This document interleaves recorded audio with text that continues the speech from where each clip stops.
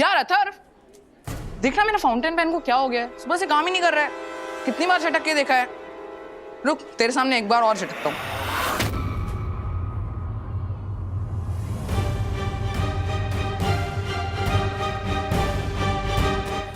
Hello hello Aditya भाई, ये पूरा रास्ता खोद के रखा है आपने।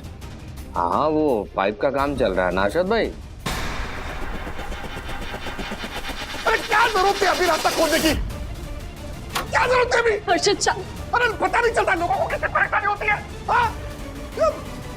रात के वक्त से रास्ता खोदना चाहिए ना, जब भी ट्रैफिक नहीं हो तभी। अभी क्यों? अरशद, मेरे से ऐसे टोन में बात नहीं करने का। सॉरी आदित्य भाई, लेकिन आप समझिए मेरे बच्चे को अस्थमा का प्रॉब्लम है, बहुत तबीयत खराब है उसकी, इमरजेंसी में हॉस्पिटल जाना है। प्लीज प्लीज रास्ता क्लियर कराओ यार, प्लीज। मैं कुछ नहीं कर सकता अरशद।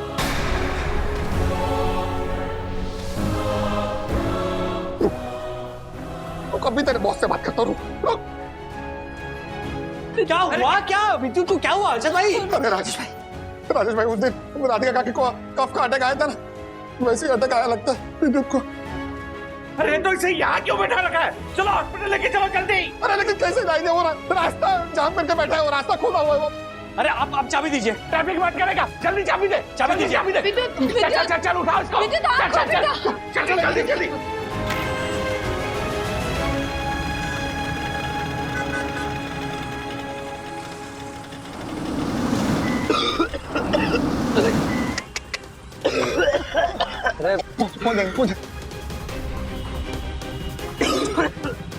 ये सब उस बिल्डर की वजह से हुआ है। तो फोन भी नहीं उठा रहा है चालक। लेकिन उन्होंने क्या किया अर्षद भाई? अरे उसकी वजह से तो ये सब ट्रैफिक जाम है। ये देखो ना, रोज रास्ता खोद के रखा है, गाड़ी हिल ही नहीं रही है, कितना पॉल्यूशन हो रहा है। अरे ऑन बजाओ ना राजेश भाई, आगे बाहर जाके। अरे अर्षद भाई, अरे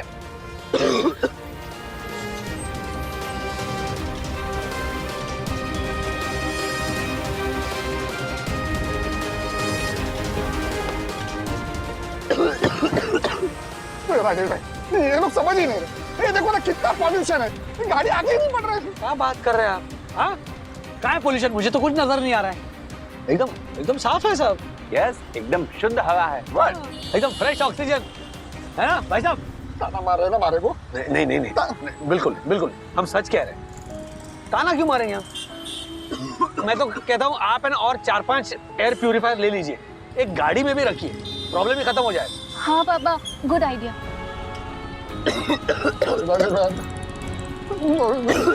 आपको जितना ताना मारना है ना मार ले, मैंने आपकी बात नहीं मानी, हमारे से बहुत बड़ी गलती हो गई। लेकिन अभी हमारे विद्युत की हालत बहुत खराब है, इसे हॉस्पिटल ले जाना बहुत जरूरी है। उसके बाद आप जहाँ बोलोगे ना वहाँ पे मैं साइन करने को तैयार हूँ। तो अब भी कर दीजिए ना पापा। हाँ बेटा।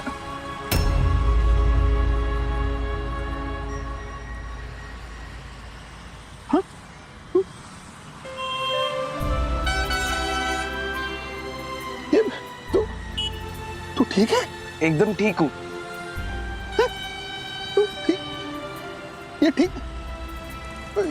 ये सब फिर नाटक था। लेकिन हर्षद अंकल, ये नाटक फ्यूचर बनने में ज्यादा देर नहीं लगेगी, इसलिए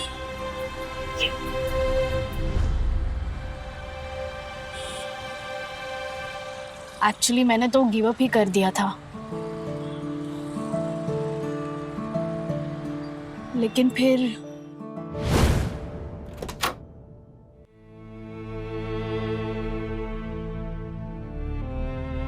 सखी, आई एम सॉरी, तू ही सही थी और वो बिल्डर गलत। सॉरी। लेकिन अब क्या फायदा? हर्षद अंकल तो पीआईएल पे साइन नहीं करेंगे। हम करवाएंगे।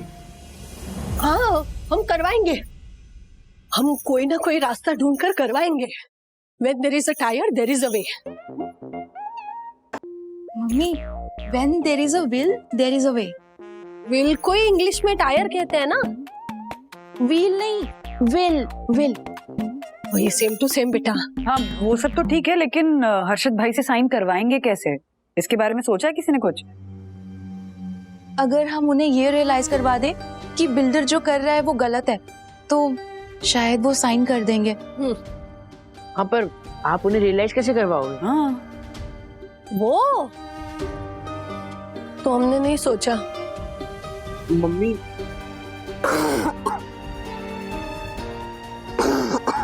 कुछ तो सोचना पड़ेगा नहीं। मैं पानी ला।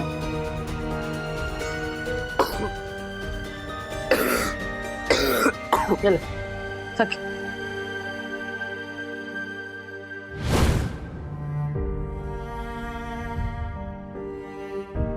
सॉरी हर्षद भाई, लेकिन हमारे पास ये नाटक करने के अलावा और कोई रास्ता नहीं था। जब तक खुद पे कोई मुसीबत नहीं आती ना, तब तक इंसान को समझ में नहीं आता। गलत सिखाते हैं स्कूल्स में, इंसान को जीने के लिए रोटी, कपड़ा और मकान चाहिए। आजकल हम जिस दौर से गुजर रहे हैं ना, सिर्फ रोटी, कपड़ा, मकान नहीं, अब साफ हवा की भी उतनी जरूरत है, और इसके लिए हमें लड़ना होगा।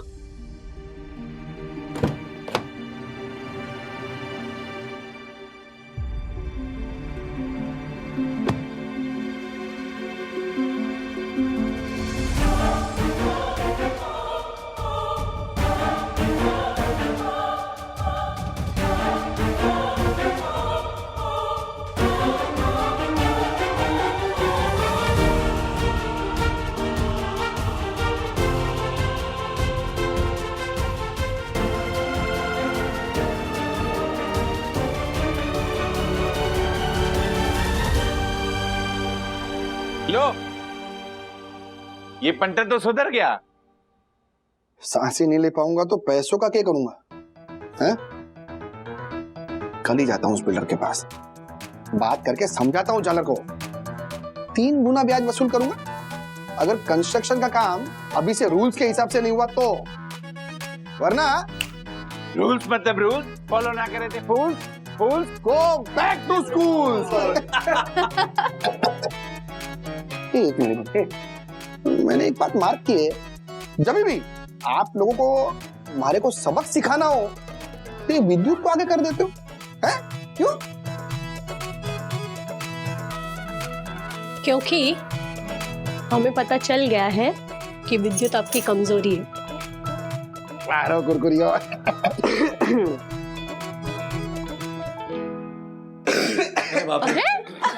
चल अभी एक्टिंग बंद करना, ओवर एक्टिंग। ये कितना एक्टिंग करता है?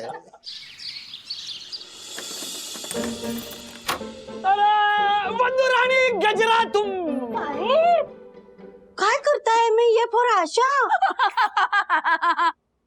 सॉरी वंदू रानी, जी और गजरा। अरे गजरा किस खुशी में राजेश बाबू? आज कई दिनों बाद हमारे बिल्डिंग के बाहर ट्रैफिक ही नहीं था। हाँ, वक्त से पहले ऑफिस पहुंचाओ, वक्त से पहले घर पहुंचाओ, और ये सब सखी के पीआईएल की वजह से हुआ है। I am so proud of you बेटा। Thank you daddy. And guess what, मुझे मेरी बॉस ने जॉब वापस रिज्यूम करने के लिए कहा है। वाह वाह, वो तो कहेगी ना। हाँ। उनको भी तो ऐसे एम्प्लॉय चाहिए जो बिना किसी सपोर्ट के सच के लिए लड़ाई लड़ सके। Yes yes mamma. एंड उससे भी बड़ी न्यूज ये है कि हमारे एरिया की एयर क्वालिटी पहले से बेहतर हो गई।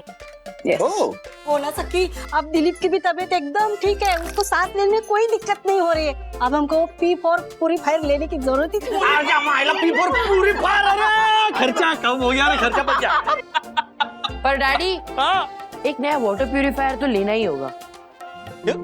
ये मेरी नई स्टोरी हो सकती है। हाँ, वाटर प्यूरिफायर का खर्चा। बाप रे, एक और खर्चा बताओ। जी, वाटर प्यूरिफायर कितने का आता है? महंगा आता है। हाँ? लेकिन लेना तो पड़ेगा। नहीं ले सकते। लेना तो पड़ेगा ही। नहीं, मतलब 2 लेने पड़ेंगे ना, हमारे घर के लिए और एक मम्मी पापा के घर के लिए। लेना पड़ेगा।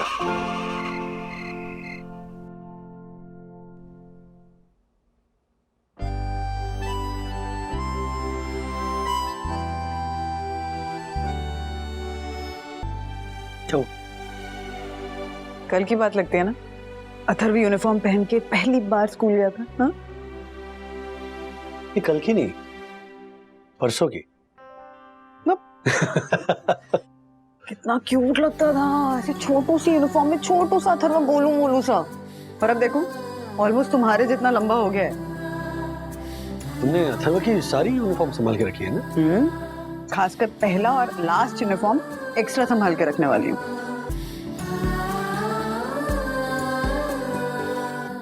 कमाल का बचपन था अथर्व का और मेरा। तुम्हारा बचपन कहाँ से आ गया? मैं जब भी अथर्व के बचपन के बारे में सोचता हूँ ना, मुझे मेरा बचपन याद आता है। उसको कहते हैं नॉस्टैल्जिक होना। राजेश बाबू, हमारी जनरेशन कुछ ज्यादा नॉस्टैल्जिक होती है ना? सीरियसली मुझे नहीं लगता कि आजकल की जनरेशन नॉस्टैल्जिक होती होगी। नॉस्टैल्जिक होने पे किसी एक जनरेशन का कॉपीराइट थोड़ी ना कि पहले की जनरेशन ज्यादा नॉस्टैल्जिक होती थी और आजकल की जनरेशन नहीं होती। नहीं, कहने का मतलब यह है कि नॉस्टैल्जिया के साथ साथ हम लोग इमोशनल भी होते थे। हाँ, मुझे मेरे फेयरवेल का दिन क्लियरली याद है, क्योंकि हम सारे दोस्त फर्स्ट स्टैंडर्ड से एक साथ पढ़ते थे, तो 10 साल एक साथ बिताए हमने। तो फेयरवेल के दिन तो मतलब कल से तो नहीं मिलेगा, ये सोच सोच के जो रोए हम लोग, फूट के मोटे मोटे आंसू बहाए। मतलब सामने वाले को ऐसा लगे कि भैया ये स्कूल छोड़ के जा रहा है, दुनिया छोड़ के नहीं जा रहा। So the point that I'm trying to make is communication के माध्यम उस जमाने में कम होते थे। आज नहीं ना वैसा, आज हर बच्चे के पास मोबाइल है, याद आया फोन कर लिया, मैसेज भेज दिया, वीडियो कॉल। ये कहाँ था उस जमाने में? लैंडलाइन के वांदे थे हमारे पास तो। मतलब हमारे दादर एरिया के 2-3 गलियों, मतलब हमारे चाल में एक छेड़ा अंकल थे, आगे थोड़े रईस टाइप के, उनके पास एक फोन था, तो सब उन्हीं का नंबर देते थे। वो केयर ऑफ होता था, केयर ऑफ नंबर, छेड़ा अंकल। तो पहले तो वो बड़े प्यार से है ना कि हाँ वागड़े आपका फोन है, आया कुलकर्णी आपका फोन है, करमरकर आपका फोन है। तो रात को भी फोन आते थे ना 12-12:30 बजे कि जरा वो श्रीनिवास वागड़े को जरा बुलाएंगे आप। तो फिर वो जो भड़कते थे ना, और फिर उनका बेटा आकर ऐसे है राजेश, तेरे डैडी का फोन है, ऐसे टोन होता था ना जैसे एहसान कर रहा हो। तो एहसान ही होता था राज, क्योंकि हमारे घर पे था लैंडलाइन और अड़ोसी पड़ोसी सबके फोन हमारे घर ही आ रहे होते थे। फिर वो आते थे, फोन पे बात करते थे, और ऐसा नहीं कि बात करके चले गए, उसके बाद चाय पीने बैठ जाते थे, गप करने बैठ जाते थे, और मेरी बेचारी मामी घर के सारे काम धाम छोड़कर उनको एंटरटेन कर रही होती थी। हाँ, तो मुद्दा ये है कि आज के बच्चों का जो बिछड़ना है वो वाला बिछड़ना नहीं है, जो हमारी जनरेशन का होता था। आजकल क्या है, मोबाइल निकाला, अरे कैसा है, डायरेक्ट। तो इसीलिए मैं कह रहा हूं कि ये जनरेशन हमारी जनरेशन की तरह नॉस्टैल्जिक नहीं होगी, और अगर हुई तो भी फूट फूट के रोएगी नहीं। ऐसा नहीं है राज, आजकल के बच्चे भी काफी इमोशनल हैं। आई थिंक अथर्व अपने फेयरवेल पे बहुत रोएगा। I don't think so. रोएगा? लगी शर्त? अच्छा, डायरेक्ट शर्त ही लगा रही। ओके, लगी शर्त। और मैं जीत गई तो क्या दोगी?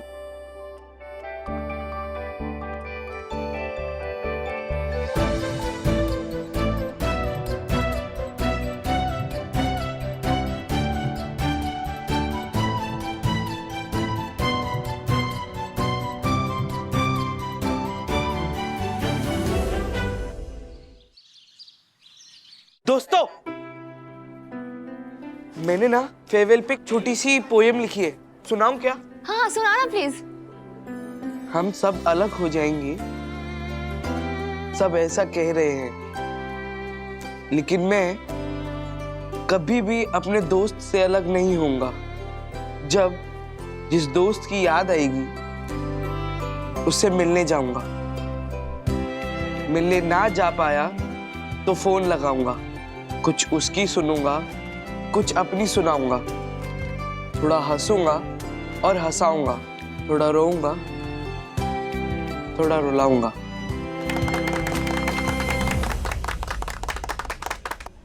पुराने स्कूल की जगह नए कॉलेज मिल जाएगा, पुराने दोस्त की जगह नए दोस्त मिल जाएंगे, लेकिन जो बिछड़ जाएगा वो मिल पाएगा कि नहीं क्या पता ना।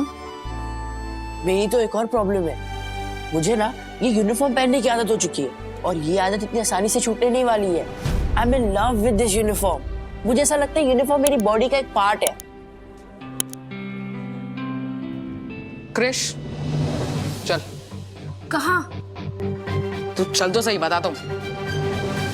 एंड यू नो, जब पहली बार वो फेयरवेल की डेट फिक्स हुई तो मैं बड़ा खुश हो गया कि स्कूल डेज ओवर, पढ़ाई ओवर, अभी रेस्ट है, वेकेशन है।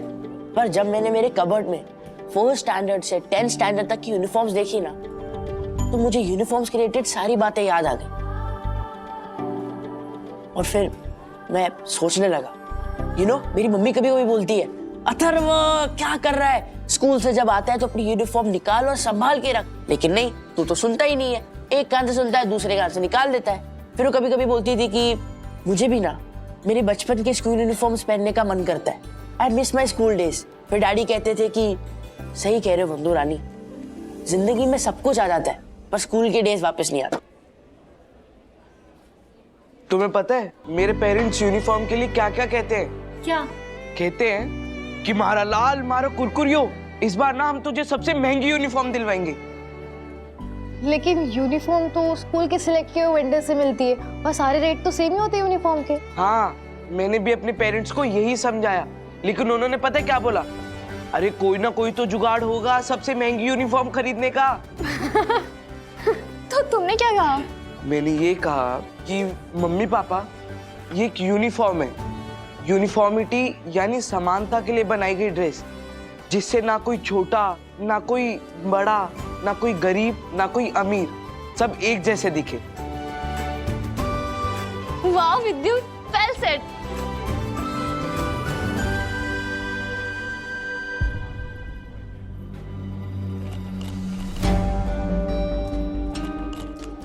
जॉय, तू अपने साथ एक फाउंटेन पेन लेके के घूम रहा है? अब ये फाउंटेन पेन नहीं है, वेपन है, हथियार। पुराने टाइम में ये बहुत बड़ा वेपन हुआ करता था। हाँ, लेकिन इसमें रिफिल क्यों नहीं है जैसे आजकल के हर पेन में होता है? तुझे बोला ना, ये आजकल का पेन नहीं है, पुराने जमाने का पेन है। इसमें रिफिल नहीं डालते, इंक भरते हैं। और मैंने अब इसमें इंक भर दी है, तो अब ये मेरा वेपन अटैक करने के लिए पूरी तरीके से रेडी है। अटैक? कैसा अटैक? चल बताता हूँ। गाइस, महीने में ना हम लोग एक डेट फिक्स करेंगे और हम चाहे किसी भी कॉलेज में हो, हम चारों उस डेट पे मिलेंगे। डील? यस, और हम हर हफ्ते मिलेंगे। डील? डील? यार अथर्व, देखना मेरा फाउंटेन पेन को क्या हो गया है, सुबह से काम ही नहीं कर रहा है। कितनी बार झटक के देखा है। रुक, तेरे सामने एक बार और झटकता हूँ।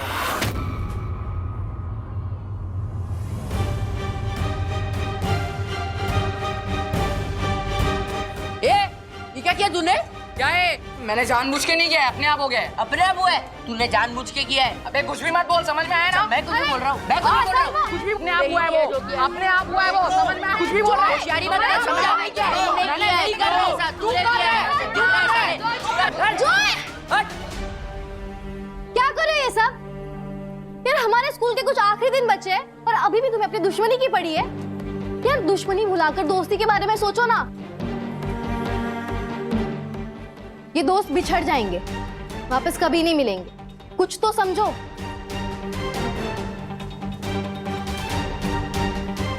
सॉरी। क्या लगता है ऐसा बोलूंगा? ए, अपना फालतू का भाषण ने यहाँ पे मत छाड़ प्लीज। मैं तुम लोगों की तरह इमोशनल फूल नहीं हूं, ना ही बैठ बैठ के इमोशनल टॉक्स करता हूं। तो प्लीज भगवान के लिए ये भाषणबाजी बंद कर, मुझे जो करना है मैं वो करूंगा। और तू, कल फेयरवेल का दिन है ना, कल के दिन है ना, बच के रहियो मुझसे।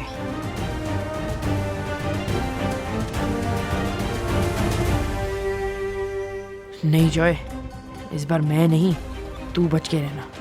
बहुत सहन कर लिया तुझे, अब बस कल हिसाब बराबर हो जाएगा। अथर्व, क्या सोच रहे हो तुम? कुछ नहीं। प्लीज अथर्व, कल फेयरवेल के दिन ऐसा कुछ मत करना जिससे कि फेयरवेल खराब हो जाए। Please.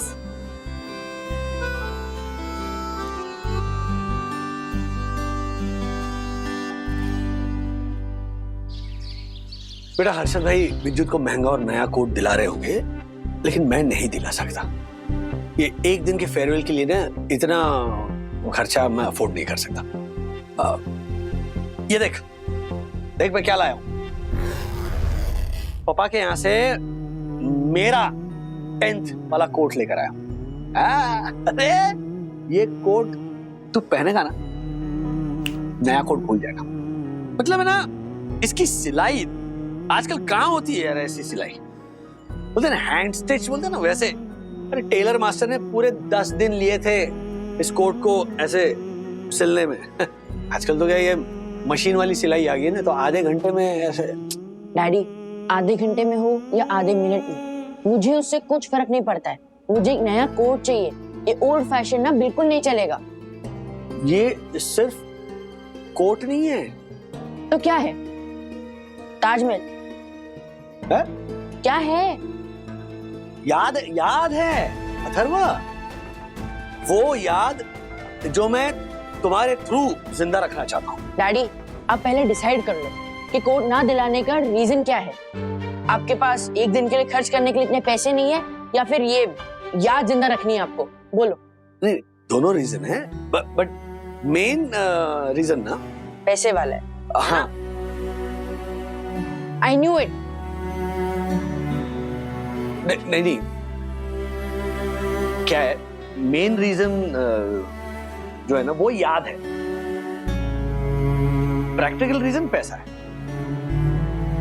But there is one more reason, और वो ये है कि ये जो कोट है ना, वो तुम पर जचेगा। सारे बच्चों के कोट इस कोट के सामने ना फीके लगेंगे, फीके। मुझे जो कॉम्प्लीमेंट्स मिलेंगे ना, मेरा दिल खुश हो जाएगा था। अच्छा, आपको कैसे पता कि मुझे ये कोट पहनकर बहुत सारे कॉम्प्लीमेंट्स मिलेंगे? पता है, क्योंकि मुझे मिले थे ढेर सारे कॉम्प्लीमेंट जब मैं ये कोट पहनकर गया था मेरे फेयरवेल में। कि डैडी वो तब आपके जमाने में ना बहुत ट्रेंडिंग था, लेकिन अब के जमाने में ये कोट ओल्ड फैशन और चे है। Old is gold Atharva. मैं मानता हूँ, पर इस मामले में नहीं। प्लीज जिद मत करो ना। सेम पिंच डैडी, जिद मत करो। कैसे समझाऊं मैं तुम्हें? मैं समझ चुका हूँ। तुम्हें मेरी कसम। आपको भी मेरी कसम।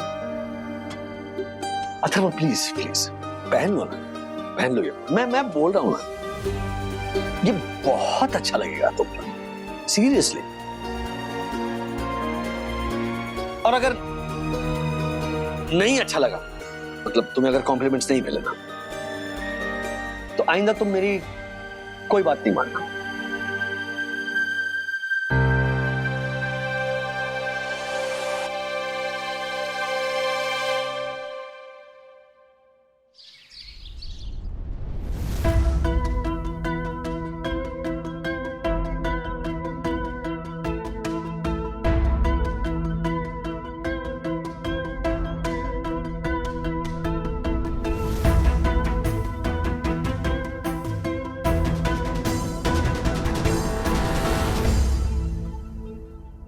ब्रो तू इस वजह से टेंशन में ना कि रुचिता तेरे को इस कोट में देखकर क्या बोलेगी।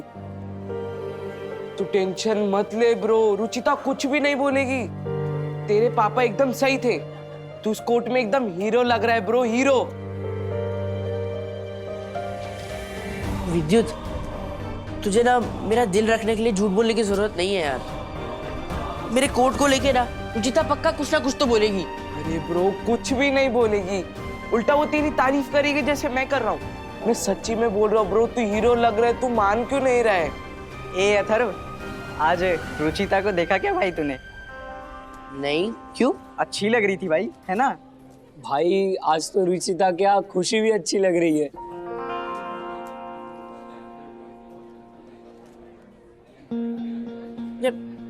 मैं मेरे डैडी को कभी माफ नहीं करूंगा। उनके याद के चक्कर में मेरा फेयरवेल बिगड़ गया। क्या है यार? चल।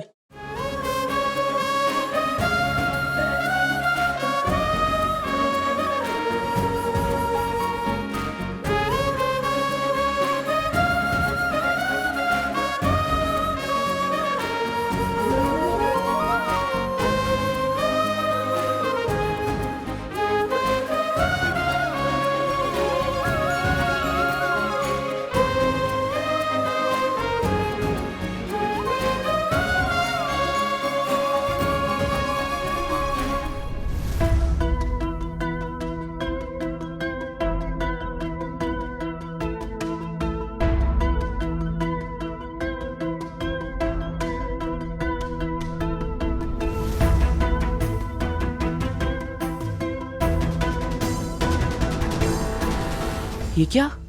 रुचिता ने मेरे कोट को देख के रिएक्ट ही नहीं किया। इससे पहले वो कुछ बोल दे, मैं ही उसे बता देता हूँ। रुचिता, एक्चुअली ना ये कोट मेरे डैडी का है।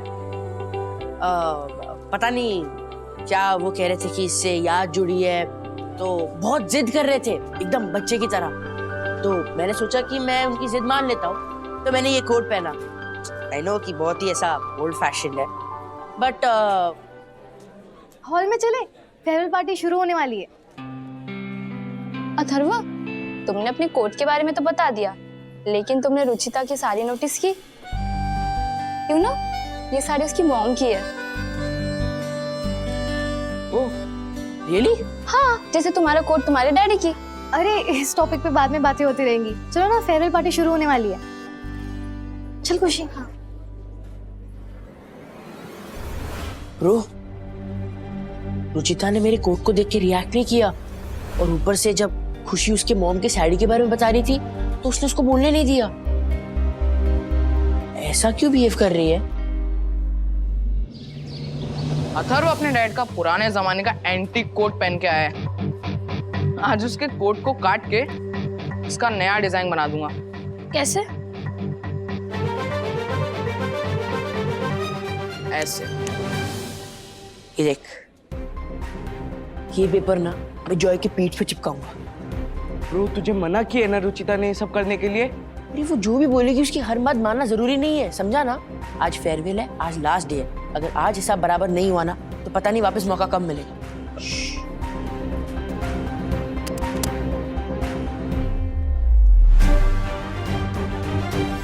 अरे जॉय, कैसा है? मुझे तुझे किसी से मिलाना है, चल। इससे? तो चल तो सही, चल। किससे मिला? आपने देख, रिया, जॉय।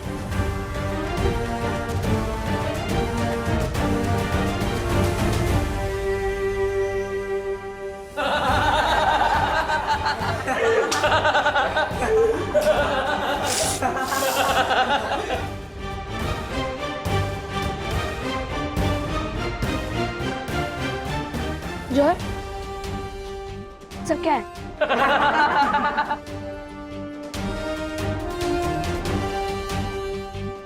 ये तो माफी किससे मांग रहा है? माफी जॉय नहीं, मैं मांग रहा हूं।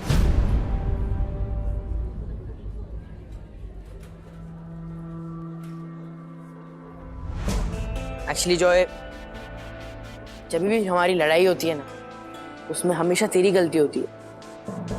थोड़ी गलती मेरी भी होती है कि मैं मेरा टेम्पर खो देता हूँ और तुझसे लड़ाई करता हूँ, जो मुझे नहीं करना चाहिए। So I am really sorry Joy.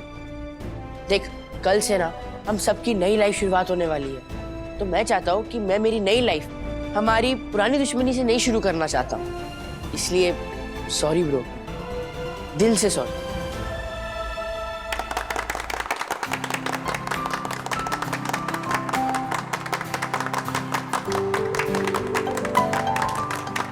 Actually,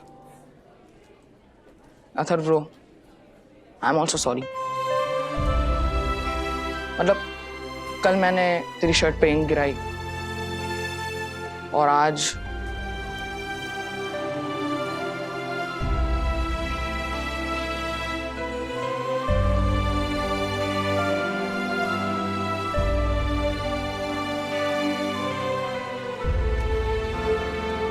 मैं इस कैंची से तेरा कोट काटने वाला था। उसके लिए सॉरी। और एक्चुअली सिर्फ तुझे नहीं, मैंने आज तक तुम लोगों के साथ, सबके साथ मैंने कुछ भी बुरा किया हो तो आई am really really sorry guys. Please please मुझे माफ कर देना। I am sorry bro.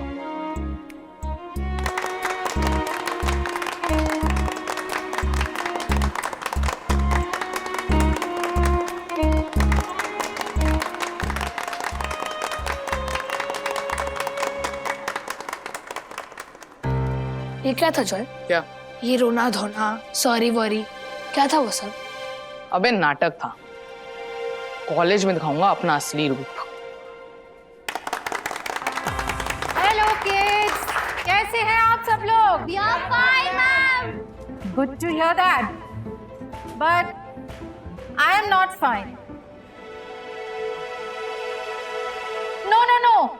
It's not that I'm sick or ill. मैं तो उस दिन को याद करके इमोशनल हो रही हूँ जिस दिन पहली बार आप सब लोग इस स्कूल में आए थे। आज जो आप लोगों की हाइट है ना, उससे बिल्कुल आधी हाइट के थे उस वक्त। हम टीचर्स ने आप लोगों को स्मॉल क्यूट किड्स से smart, intelligent, grown up individuals बनते देखा है। तुम्हारा ये बड़ा होना देखा जाए तो एक्चुअली दो सेट ऑफ पेरेंट्स देख रहे थे। एक वो जो आप लोगों के बायोलॉजिकल पेरेंट्स हैं, जो आपके साथ आपके घर में रहते हैं, और दूसरे हम टीचर पेरेंट्स जो यहाँ आपके साथ स्कूल में रहते हैं, आपकी देखभाल करते हैं, किताबों की पढ़ाई के साथ साथ जिंदगी को पढ़ना और खुद को गढ़ना सिखाते हैं। देखा जाए तो अपने बच्चों को उतना समय नहीं दे पाते जितना हम आप लोगों के साथ बिताते हैं। तो फिर उस नाते से आप लोग हमारी फैमिली हुए ना, एक्सटेंडेड फैमिली। और जब एक फैमिली मेंबर आपसे दूर जाता है तो फिर फाइन होना इज नॉट रियली फाइन, है ना? आज आप लोग जब स्कूल छोड़ के जा रहे हैं तो मुझे आप लोगों के साथ बिताया हुआ एक एक पल याद आ रहा है। कुछ पल खुशी के और कुछ पल ऐसे जिन्हें सोच के दुख भी होता है।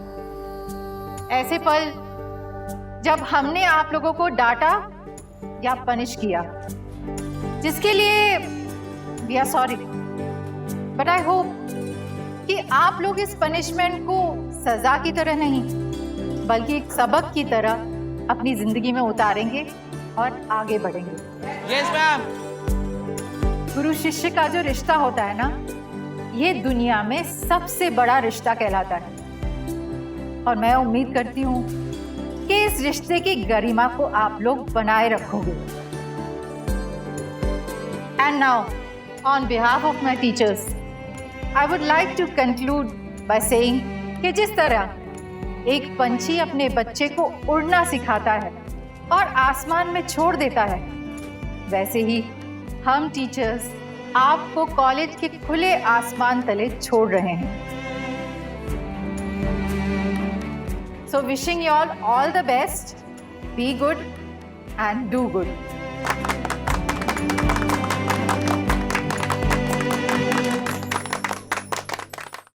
उधर अथर्व और विद्युत के क्लास का फेयरवेल चल रहा है और मुझे मेरे 10th का फेयरवेल याद आ रहा है। अरे वाह वाह। ये राजीव भाई, हाँ, आपके फेयरवेल का कोई किस्सा बताओ ना यार। किस्सा तो नहीं है, लेकिन हाँ कुछ यादें जरूर है। मेरे फेयरवेल पे ना मुझे कहा गया था कि तुम 2-3 गाने गाओगे, तो मैंने कहा हाँ ठीक है गाऊंगा। तो उसमें से एक गाने के लिरिक्स मुझे याद नहीं आ रहे थे, तो मैं भूल रहा था। यहाँ पर बच्चे स्पीच दे रहे थे, इमोशनल हो रहे थे, एक दूसरे के गले में गले डालकर ऐसे आंसू बहा रहे थे, और मैं जो था वो लिरिक्स में फंसा था, वो लिरिक्स याद करने की कोशिश कर रहा था। पर आज के जैसा तो जमाना था नहीं कि ऑनलाइन आप ढूंढो और आपको गाने के लिरिक्स मिल जाए। तो सडनली मुझे ऐसे हुआ कि अरे एक मिनट, मैं लिरिक्स के चक्कर में उलझा हुआ हूं, लेकिन मेरी ये 10th का आखिरी साल है। ये जो बेस्ट टाइम है मेरी जिंदगी का, वो खत्म होने वाला है। पापा और बच्चों को बताना नहीं, लेकिन मैं क्लासेस बंक करके ना अपने क्लासमेट पकिया के साथ थिएटर में फिल्में देखने जाता था। क्या बात कर रहे हैं? आप भी ऐसा करते थे? हमारे को तो लगा कि खाली मनोज भाई ऐसा करते होंगे। मुझे सब मालूम था कि ये क्या क्या करता था। फर्क सिर्फ इतना था कि इसने शरीफ बच्चे वाली इमेज बना के रखी थी, बदनाम तो मनोज वागले होता था। इसका मतलब क्लास बंक करके फिल्म देखने वाले बच्चे क्या बदमाश होते हैं? वो शरीफ ही होते हैं।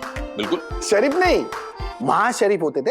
जैसे कि मैं, अच्छा, मैं क्लास बंक करके पिक्चर देखने नहीं जाता था।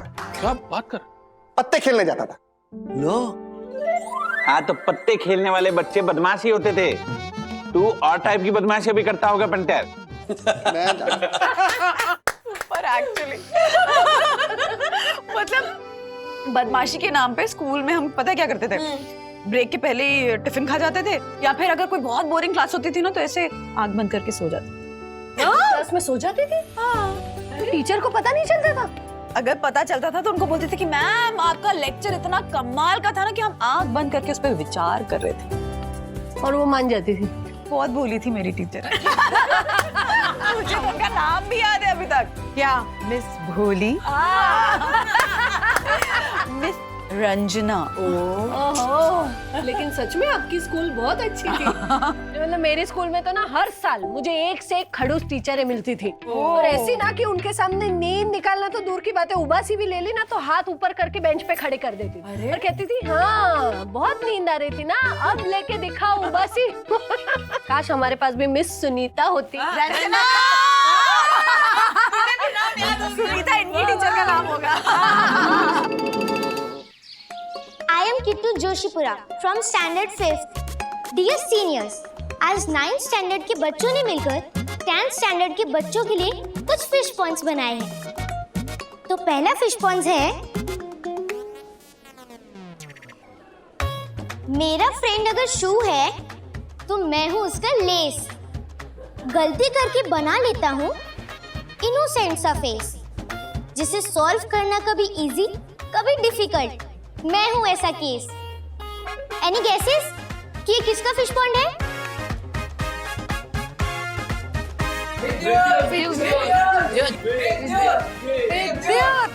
वाओ, कोई कृष भैया का नाम ले रहा है और कोई विद्युत भैया का, पर ये फिश पॉन्ड है विद्युत भैया का।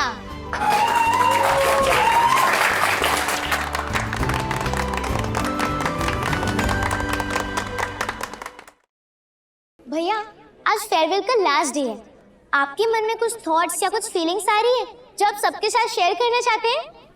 थॉट्स तो बहुत सारे हैं किट्टू, अगर मैं उन्हें बताने जाऊंगा ना तो पूरा फेयरवेल मेरे थॉट्स में ही निकल जाएगा। लेकिन मैं अपने कुछ थॉट्स एक पोएम में कहना चाहता हूँ। दोस्तों के साथ स्कूल में जितना भी टाइम बीता वो मेरी लाइफ का सबसे बेस्ट टाइम था। अब पता नहीं वो टाइम वापस आएगा कि नहीं। उनकी यादें, दोस्तों की कस्में और वादे, उनका प्यार बहुत याद आएगा। मैं खुद को भूल जाऊंगा लेकिन ये सब नहीं भुला पाऊंगा। मैं खुद को भूल जाऊंगा लेकिन ये सब नहीं भुला पाऊंगा।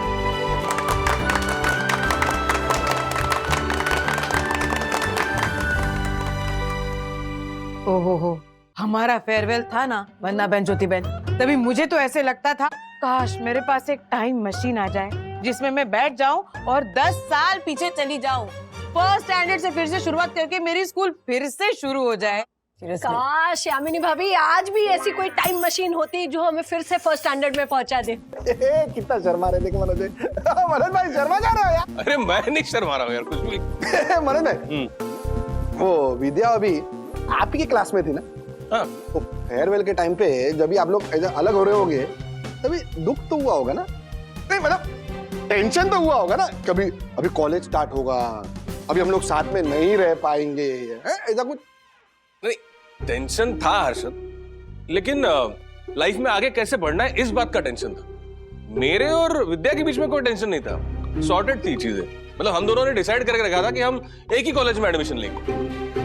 तो जो आप दोनों तो बहुत ही चतुर निकले, एक चतुर नार एक चतुर नर। अरे भाई मतलब चतुराई वाली कोई बात ही नहीं है, वो तो हमारी मजबूरी थी। ओ मजबूरी? किसने किया आपको मजबूर? हमारे प्यार ने। क्या लाइफ थी यार, हाँ? स्कूल लाइफ कमाल कमाल। वो दोस्ती, वो यारियां, वो याराना, जीने मरने के वादे थे, जैसे पक्के इरादे थे। कोई हंस के देख ले तो प्यार समझते थे, हाँ? कोई घूर के देखे तो तकरार, और ये एक बार नहीं, ये होता था बार बार लगातार। अब जिंदगी मोनोटोनस लगती है, तब मोनोटोनस जिंदगी का भी मजा था। अभी बात बात में बोर हो जाते हैं, तब बोर होने का मतलब ही नहीं पता था। काश कोई जादू की छड़ी घुमाए और फिर स्कूल जाने वाला बच्चा कर दे। अब जिंदगी कॉम्प्लिकेटेड हो गई है, थोड़ा सरल और सच्चा कर दे। वाह वाह राजेश भाई वाह, क्या बात है। ये लाइन भी आपको परम पूज्य वन्ना भाभी नहीं बोली होगी, है ना? हाँ, अभी लिखकर भेजिए। शॉर्टकट से पैसे कमाने के चक्कर में नई नई स्कीम्स लगाता हूँ, बट एंड में मैं बुद्धू लौट के घर को ही आता हूँ, और जहां से मैंने चलना शुरू किया खुद को वहीं खड़ा पाता हूँ। Any guesses? Atharva bro. Yes, Atharva भैया।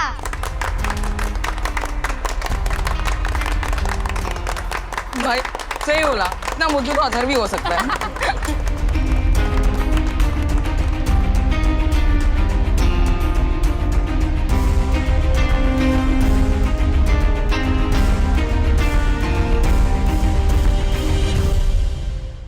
ऐसे और भी मजेदार वीडियो के लिए हमारे चैनल को लाइक, शेयर और सब्सक्राइब करें।